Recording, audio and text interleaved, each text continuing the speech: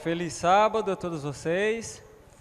Eu quero aproveitar também e dar as boas-vindas e também uma saudação aos nossos amigos que nos assistem pelo YouTube também. Sejam bem-vindos à mensagem de hoje. Eu estou agradecido pela oportunidade de estar aqui com vocês hoje, nesse dia, e também compartilhando com vocês uma mensagem relevante da Palavra de Deus. E o texto que nós vamos usar, irmãos, para a nossa meditação, está em Miqueias, livro do profeta Miqueias. O capítulo é o 6 e o versículo é o 8. Miqueias, capítulo 6 e o versículo 8. Penso que vocês já devem ter achado já, né? Porque vocês são muito rápidos. Miqueias, capítulo 6, versículo 8. Na minha versão, que é a nova versão internacional, está escrito assim. Eu já posso ler? Já está pronto aí na agulha? Tá? E os outros demais? Miqueias fica entre Jonas e Naum. Está escrito assim, ó. Ele mostrou a você, ó homem, o que é bom e o que o Senhor exige. Pratique a justiça, ame a fidelidade, ou, dependendo da versão aí, ame a misericórdia, e ande humildemente com o seu Deus. Ele mostrou a você, ó homem, o que é bom, e o que o Senhor exige. Pratique a justiça, ame a fidelidade, e ande humildemente com o seu Deus, ou com o teu Deus. Eu queria convidar todos vocês para que fazermos a oração ao Senhor, para que Ele nos abençoe na explanação desse texto. Pai querido que está nos céus, eu quero dar graças ao Senhor por causa da sua palavra, e também pedir que o Senhor Deus abençoe a sua palavra agora, Deus do céu, e ajuda-nos a conformar-nos com a sua vontade. Revela-nos e dá-nos o teu Espírito Santo em nome de Jesus. Amém. Muito bem. Quando nós que somos seres humanos comuns, pecadores, quando a gente vê notícias nas redes sociais, nas mídias, tanto a grande mídia quanto as outras mídias também, o YouTube, por exemplo, a gente vê que uma pessoa corrupta está sendo presa porque possivelmente desviava dinheiro público, que devia ser destinado a cuidar de pessoas que têm necessidades, pessoas doentes, na área da saúde, aliviar a fome dos necessitados. Com certeza nós ficamos profundamente indignados, de uma forma ou de outra, não é verdade? Não ficamos indignados, seja de qualquer nível, a nível municipal, estadual, federal. A gente vê que pessoa está sendo investigada porque comete alguns crimes contra patrimônio público, dinheiro público, enfim. A gente fica indignado, porque isso é uma injustiça. Mas a gente vê isso o tempo todo. A gente acaba até acostumando com essas notícias, né? Porque o mundo é assim mesmo. Mas que dá uma indignação em nós, dá, quando nós vemos alguém assim, não é verdade? Eu fico muito indignado quando isso acontece. E todos os dias a gente vê pessoas necessitadas.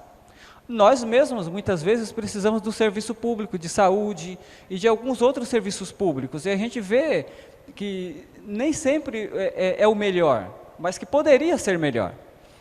Agora, como é que o nosso Deus, que é um Deus santo, se sentiria diante de uma situação parecida com essa que eu acabei de pintar aqui para vocês? Situações que acontecem todos os dias no nosso mundo. Se nós ficamos indignados com relação à injustiça, como é que Deus fica? Nós lemos Miqueias capítulo 6, verso 8 aqui, e eu gostaria de falar um pouco sobre o profeta Miqueias. Uma rápida introdução aqui sobre o tempo em que ele profetizou. Ele profetizou nos dias dos reis Acaz, Jotão, Acaz e Ezequias, todos reis de Judá. E aqui Miqueias capítulo 1, o verso 1 já fala, ele diz: palavra do Senhor que veio a Miqueias de Moresete, durante os reinados de Jotão, Acaz e Ezequias, reis de Judá, visão que ele teve acerca de Samaria e Jerusalém. Esse tempo não era um tempo muito bom. O tempo em que ele viveu não era um tempo favorável para um profeta exercer o seu ministério. Quer ver comigo? Só uma rápida, para nós termos apenas um rápido vislumbre aqui sobre esse tempo em que ele viveu. Olha, 2 Reis, capítulo 15, só para a gente ter uma visão panorâmica aqui do tempo que ele viveu. 2 Reis, capítulo 15, o verso 32 até o 35. Capítulo 15 de 2 Reis, e o verso 32 até o 35, diz assim, ó: no ano do reinado de Peca, filho de Remalias, rei de Israel, Jotão, filho de Uzias, rei de Judá, começou a reinar. Aí diz mais, o verso 33, ele tinha 25 anos de idade quando começou a reinar, e reinou 16 anos em Jerusalém. O nome de sua mãe era Jerusa, filha de Zadok. Ele fez o que o Senhor aprova. Viu aí?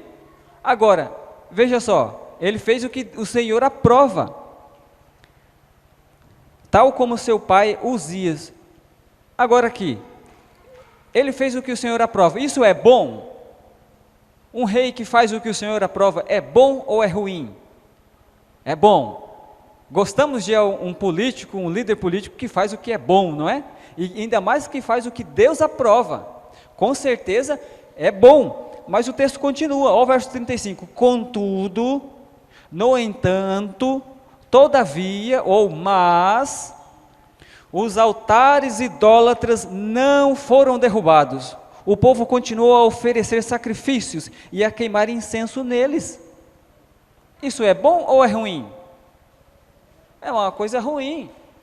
Na parte religiosa, na parte da religiosidade, ele cometeu um erro, porque estava no alcance dele de remover isso aqui, remover a idolatria, mas nesse ponto ele não mexeu, porque é um negócio muito complicado mexer nessas questões aí.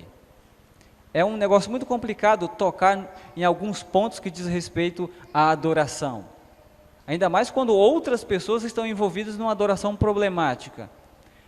Ele não foi firme nesse ponto, ele foi bom em outros pontos, mas nesse não.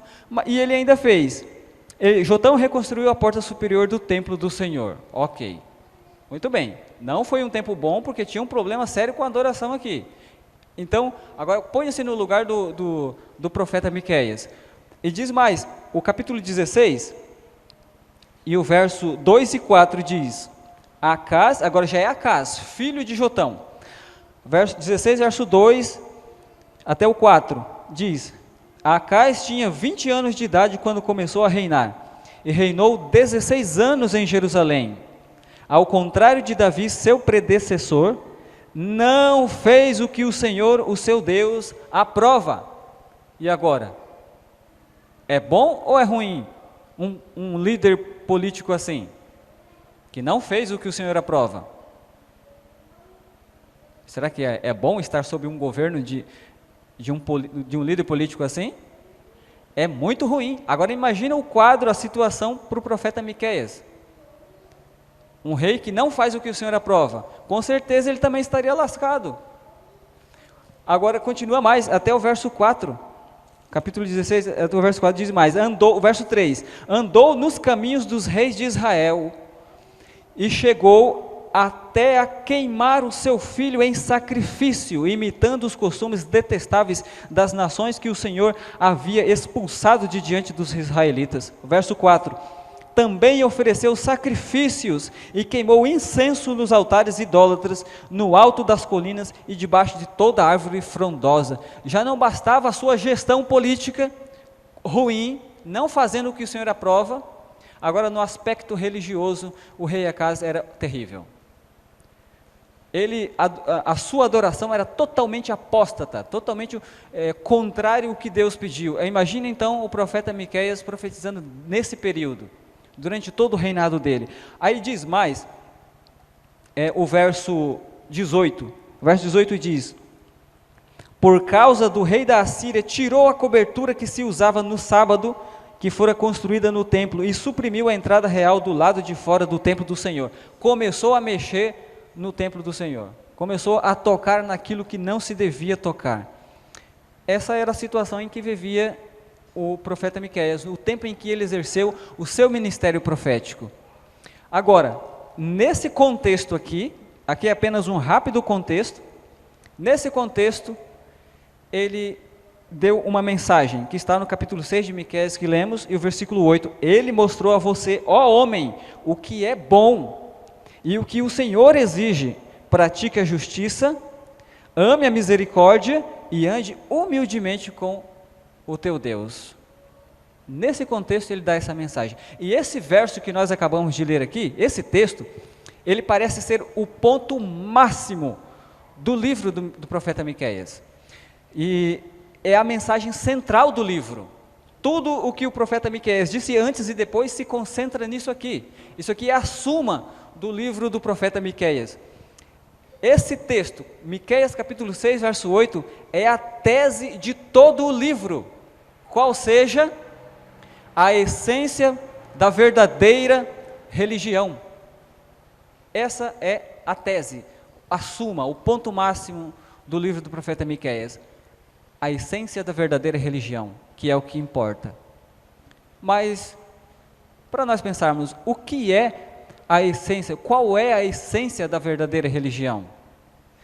Mais sobre isso, quero convidar você agora a entrarmos, fazemos um rebuscado aqui no contexto mais a fundo desse texto, Miqueias 6, verso 8, o que é a essência da verdadeira religião. Vamos dar uma olhada um pouco mais a fundo no contexto histórico, porque nós vamos ver que no contexto histórico há uma corrupção geral do povo. E essa corrupção geral, irmãos, ela corresponde a dois pontos da corrupção, dois aspectos da corrupção, que é a corrupção religiosa e a corrupção político-social. Sobre a corrupção religiosa, no capítulo 2 de Miqueias ainda, e o versículo 11, ele dá a entender o seguinte, capítulo 2, versículo 11, veja em que ponto chegou a corrupção religiosa do povo no tempo do profeta Miqueias, capítulo 2, e o versículo 11, diz lá, se um mentiroso e enganador vier e disser, eu pregarei para vocês fartura de vinho e de bebida fermentada, ele será o profeta deste povo. Ou seja, se vier aqui um profeta que profetiza prosperidade, um profeta que profetiza coisas boas, aquilo que o povo quer ouvir, então esse profeta era o que tinha mídia, esse profeta era o profeta que tinha a aprovação popular. Quando as pessoas começam a afastar-se de Deus, e afastar-se da palavra de Deus, afastar-se da verdadeira adoração, a tendência das pessoas é querer e preferir mensageiros que falem coisas agradáveis. Quando as pessoas se afastam da Bíblia, da palavra de Deus, elas não gostam de ouvir aquilo que mexe no ponto onde deve mexer. Elas não gostam de ouvir uma mensagem de reforma, uma mensagem de mudança. Elas querem coisas agradáveis. E diz o profeta no capítulo 2, verso 11, vem dizendo, se um mentiroso, um enganador, vier e disser assim, eu vou pregar para vocês fartura de vinho e bebida fermentada, fartura de vinho e de bebida fermentada, ou seja, prosperidade, vocês vão se dar bem, pode entrar nesse caminho com certeza que Deus vai abençoar vocês. Isso sim, um profeta que fala assim, que vai dar tudo certo, Deus está com você, esse profeta é dos bons, esse profeta nós gosta, como dizem, né, o ditado popular, esse é dos bons, esse nós queremos para ser o nosso profeta, o nosso pregador de todos os dias, para a gente assistir lá no YouTube, e dar like, compartilhar, se inscrever no canal de alguém assim. Eu estou falando uma linguagem bem contemporânea, né? As pessoas estão, por assim dizer, meio que programadas para gostar somente de profetas assim, mensageiros assim, pregadores assim. E aqui a gente vê a corrupção religiosa no tempo do profeta Miqueias. E nós vemos ainda no capítulo 6, e o versículo 6 e 7, 2 versículos anteriores do principal que lemos, o seguinte: como que eu poderia comparecer diante do Senhor e curvar-me perante o Deus exaltado? Deveria oferecer holocaustos de bezerros de 1 ano? Ficaria o Senhor satisfeito com milhares de carneiros, com 10.000 ribeiros de azeite? Devo oferecer o meu filho mais velho por causa da minha transgressão, e fruto do meu corpo, por causa do pecado que eu cometi? Veja só o que acontecia, as pessoas cometiam seus pecados, como não há ninguém que peque, em todo tempo todo mundo peca, e eles não pecavam simplesmente pecados corriqueiros, assim sem querer e tal.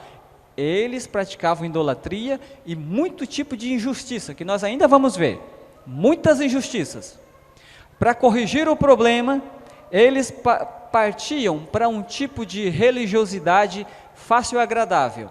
Tinha um Deus ali, uma divindade, Moloque era um deles, Baal, Tamuz e outros deuses também. Então eles iam, gostavam daquele tipo de adoração, pegavam o seu filho primogênito e ofereciam sacrifícios para que ele aplacasse a ira, perdoasse e ficasse tudo bom, tudo certo. Era assim que acontecia.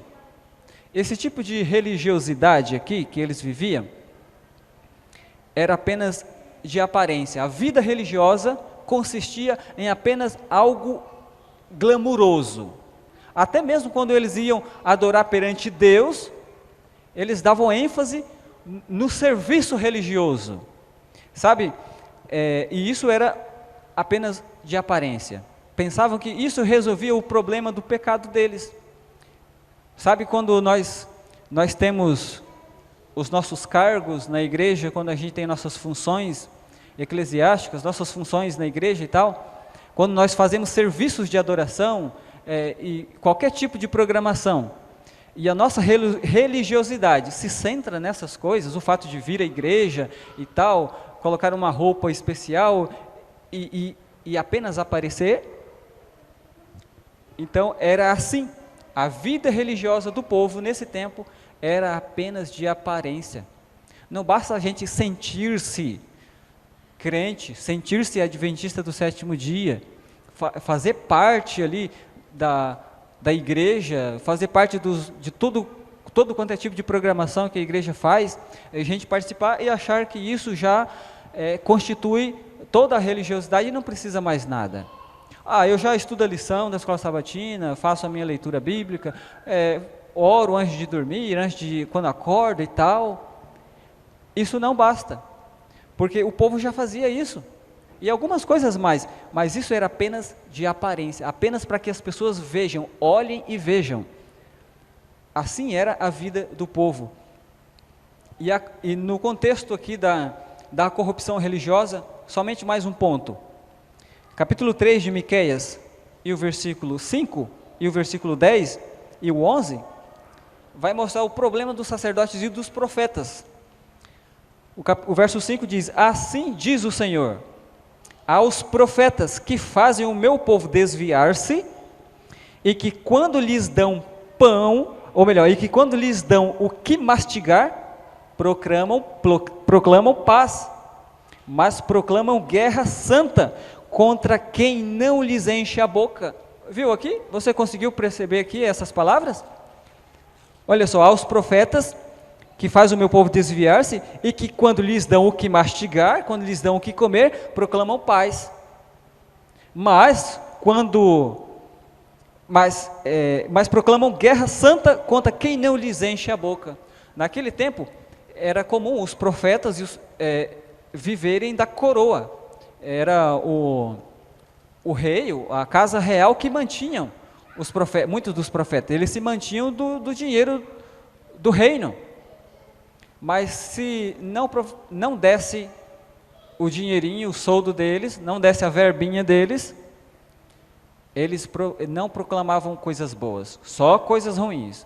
Mas se sempre tivesse a comidinha ali, o dinheirinho sempre caindo ali na conta do profeta, o Pix sempre entrando, aí sim, Deus vai abençoar esse reino, essa nação vai ser a nação do Senhor, o Brasil é do Senhor, já ouviu isso aí? Esse país é de Deus, o dinheirinho está sempre entrando, o bolso está sendo rufado, está sendo cheio, por quê? Porque as pessoas estão trazendo as ofertinhas. Não, aí sim, Deus vai te abençoar, vai te dar em dobro, mas se você não der, se eles não dessem, não, você iria fracassar, você ia ter uma doença, o seu relacionamento na família vai de mal a pior. Assim era, os sacerdotes e os profetas estavam sendo coniventes com os políticos corruptos também. Veja a que ponto chegou a corrupção.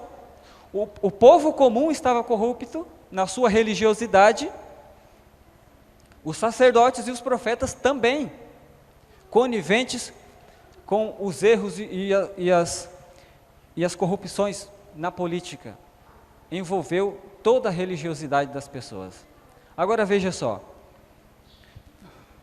essa corrupção religiosa que tomou conta, que permeou a vida das pessoas comuns e da elite, também abriu caminho para que houvesse um outro nível de corrupção, a corrupção político-social. Os problemas sociais ressaltaram, vieram à tona, e Deus viu todas essas coisas. Vê o que acontecia. O capítulo 2, verso 1, dá-nos mais um vislumbre, olha só. Ai daqueles que planejam maldade, dos que tramam o mal em suas camas, vai dormir e fica planejando como vai fazer o mal no outro dia.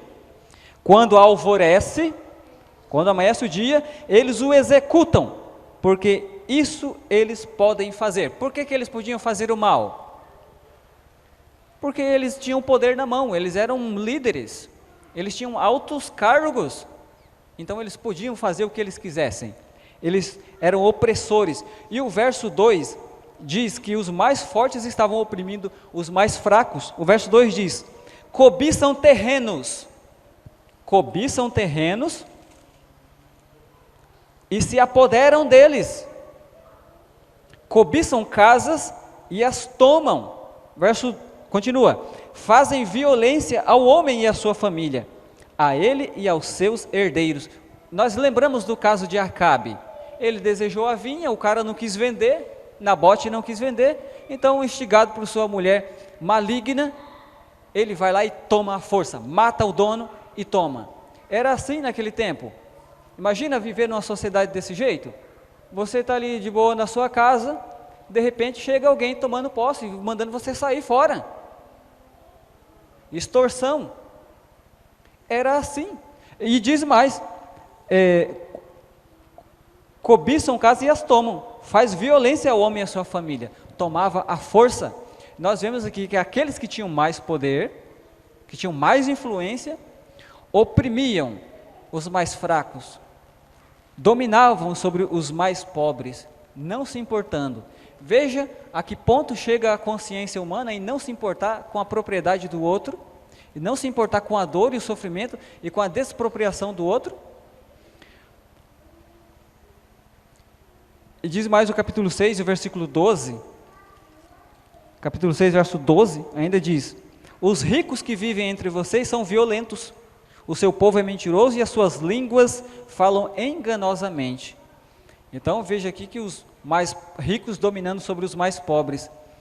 Ainda no capítulo 6, o último ponto aqui da corrupção político-social, capítulo 6 e o versículo 11, poderia alguém ser puro com balanças desonestas e pesos falsos?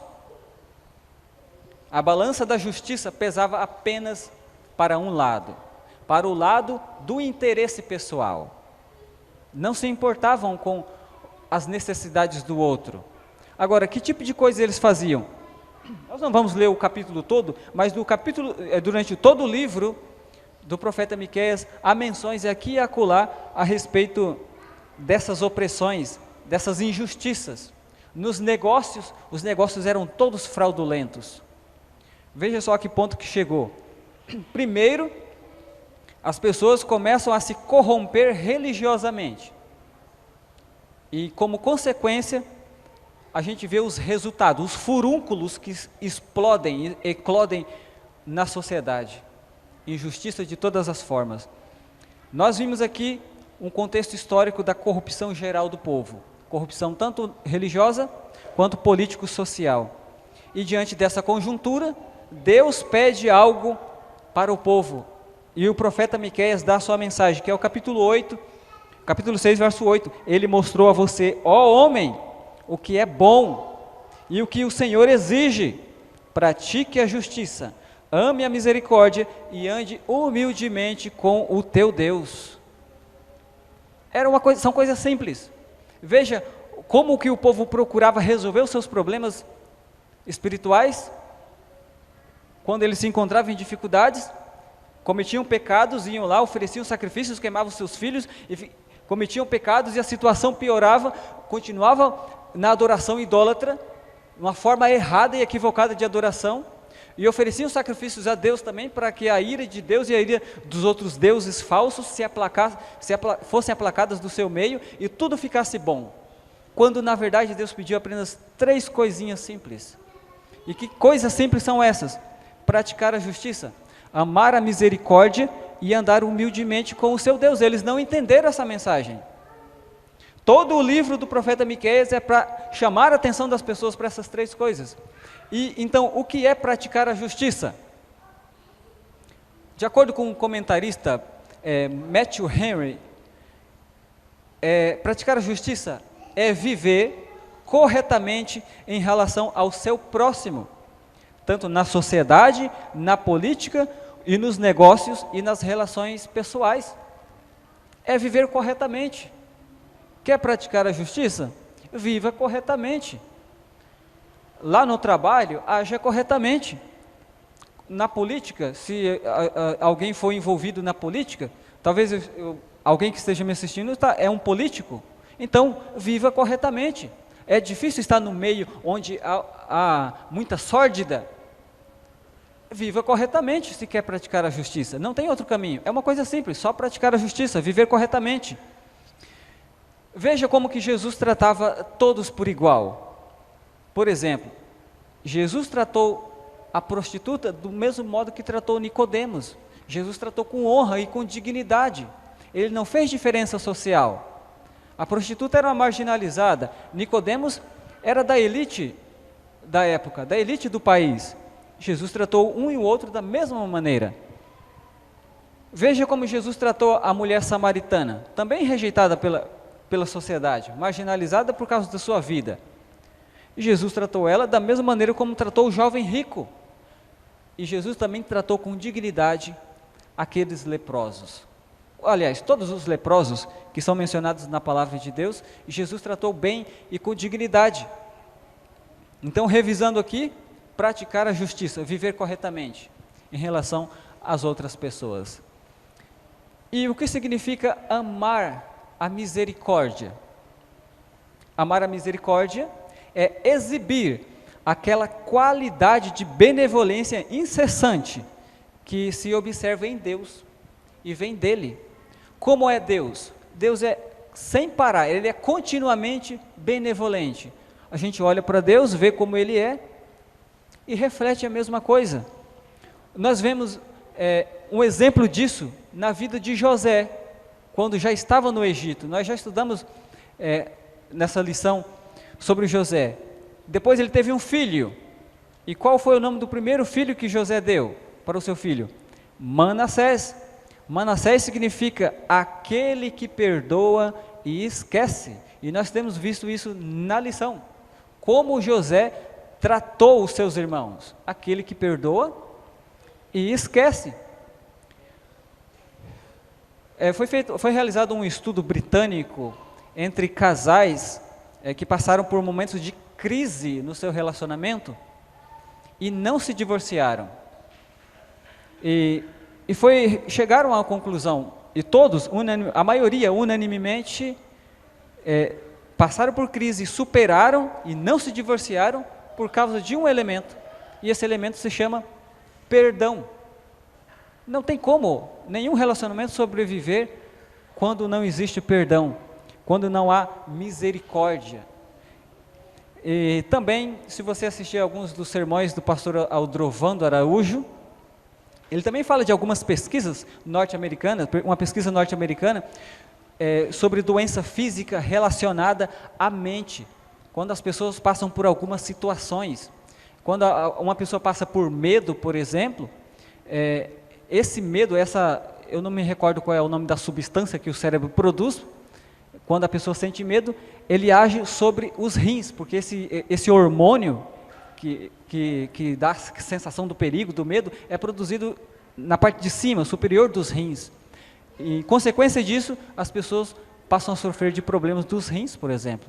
Ansiedade e outras coisas mais, traz problemas sobre o coração, e até mesmo a falta de perdão está relacionada à obesidade e a problemas de diabetes, hipertensão arterial, inclusive o câncer, está relacionado à falta de perdão. Nós temos que nos espelhar em Deus. Se a gente tem dificuldade com o perdão, precisamos ir mais a fundo nesse assunto para a gente conhecer e saber como é que Deus quer que a gente haja. Agora, não vamos explorar esse assunto do perdão, isso é tema para uma outra mensagem, mas está aqui bem claro que nós, para amar a misericórdia, a gente precisa estar disposto a dar o perdão. Isso é amar a misericórdia. E agora, o que é andar humildemente com o teu Deus? Era um ingrediente, uma das 3 coisas que Deus esperava para o povo naquela época. O que é andar humildemente com Deus? Algo bem simples. Nada mais ou nada menos do que isso. Submeter-se a Deus. Submeter-se. Isso é humildade diante de Deus. Então, todo pensamento dentro de nós, ele deve ser sujeitado, seja qual for o pensamento. Ele deve ser levado à obediência a Deus, se nós quisermos andar confortavelmente diante de Deus. Nós precisamos estar confortáveis diante de Deus, então precisamos sujeitar todos os nossos pensamentos, submetendo-nos a Deus. Então nós temos que viver em harmonia com os princípios da primeira tábua do Decálogo. Sabe, os primeiros 4 mandamentos? Não ter outros deuses, e não fazer imagem de escultura, nada que seja idolatria, não tomar o nome de Deus em vão, não representá-lo mal, e guardar o santo dia de sábado, o dia de repouso. Nós vamos andar humildemente com Deus assim. Ellen White, no livro Patriarcas e Profetas, na página 252, ela comenta: a humildade e a reverência devem caracterizar o comportamento de todos os que vão à presença de Deus. Em nome de Jesus podemos ir perante Ele com confiança. Não devemos, porém, aproximar-nos dEle com uma ousadia presunçosa, como se Ele estivesse no mesmo nível que nós outros. Aos que se dirigem ao grande, todo-poderoso e santo Deus, que habita na luz inacessível, como se dirigisse a um igual, ou mesmo inferior, aos que se portam em sua casa conforme não imaginariam fazer na sala de audiência de um governador terrestre. Tais devem lembrar-se de que se acham à vista daquele a quem serafins adoram, perante quem os anjos velam o rosto. Deus deve ser grandemente reverenciado. Todos os que em verdade se compenetram de sua presença prostrar-se-ão com humildade perante Deus. Então, para andar humildemente diante de Deus, precisamos submeter-nos a Ele, subjugar todos os nossos pensamentos e levá-los à obediência de Deus, vivendo em harmonia com os 4 primeiros mandamentos, com os princípios dos 4 primeiros mandamentos da lei do nosso Deus. Então, nós vimos aqui como foi nos dias do profeta Miqueias, e o que significa praticar a justiça, amar a misericórdia e andar humildemente diante do nosso Deus. E agora nós podemos concluir o seguinte, que a condição do mundo da época do profeta Miqueias é a mesma dos nossos dias hoje, do mundo hoje. A corrupção, ela está generalizada em todos os âmbitos da sociedade, seja político e até mesmo no meio cristão. A corrupção está incrustada no meio cristão, na vida das pessoas que se dizem, muitas pessoas que se dizem cristãs. Mas o desejo de Deus é que não apenas pratiquemos as ações exteriores da religião, aquilo que as pessoas podem ver, mas que nós vivamos a essência da verdadeira religião, que é praticar a justiça, amar a misericórdia e andar humildemente com o teu Deus. Isso é o que Deus espera de nós. No capítulo 1 do profeta Miqueias, no verso 2 e o capítulo 6, o verso 8, Deus chama a atenção de toda a humanidade, é do mundo inteiro, e apela para que todos se voltem aos princípios do decálogo, dos 10 mandamentos, e guarde esses mandamentos de maneira verdadeira, não apenas de maneira exterior, mas de verdade. E o Senhor nosso Deus convida a cada um de nós, para nós deixarmos a religião exterior, aquela casca, aquela capa, apenas aquilo que as pessoas veem. Parecer cristão é importante, mas o mais importante é ser cristão verdadeiro. E Deus quer que Ele nos convida, Ele apela para nós, para que nós nos convertamos verdadeiramente a Ele. Então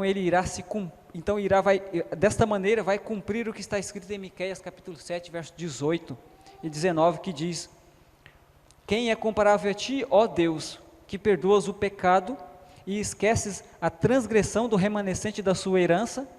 Tu que não permaneces irado para sempre, mas tem prazer em mostrar amor, ou perdão, né? De novo terás compaixão de nós, pisarás as nossas maldades e atirarás todos os nossos pecados nas profundezas do mar. Isso é o que Deus quer fazer. Mas essa promessa aqui de Miqueias capítulo 7, versos 18 e 19, vai cumprir-se na nossa vida, se nós praticarmos a justiça, amarmos a misericórdia e andarmos humildemente com o nosso Deus e sermos obedientes a Ele.